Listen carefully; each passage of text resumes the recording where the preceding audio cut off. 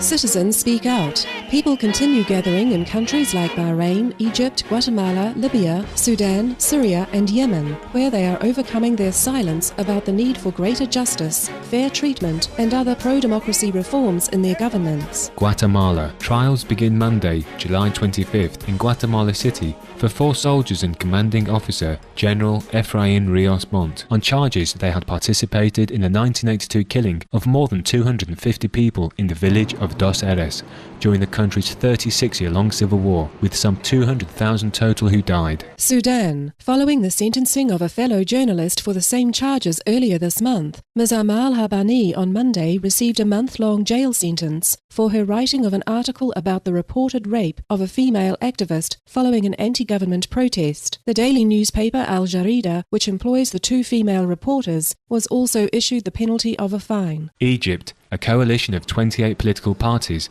as well as several presidential candidates and others, are calling upon the current government's military rulers to amend an election law that would enable members of the former regime to garner seats. Bahrain. UK-based Reuters news agency reports that as national dialogue talks concluded on July 24th, delegates propose that more power be given to the elected lower house of parliament. This would help equalise the current system, where the upper house, which is appointed by the monarch, has the greater power. Syria. On Monday, the Syrian government announced more details of a new law to allow a multi-party political system, which is intended to address protesters' demands. However, as it still assures the dominance of the ruling Ba'ath Party, activists dismissed the gesture as one that would not lead to a true democracy. Also on Monday, the US State Department spoke out more strongly than ever against the Syrian army's violence, which includes shootings, arrests and torture, citing the reprehensible nature of such actions, while reiterating Syrian President Bashar al-Assad's loss of legitimacy in leading the country.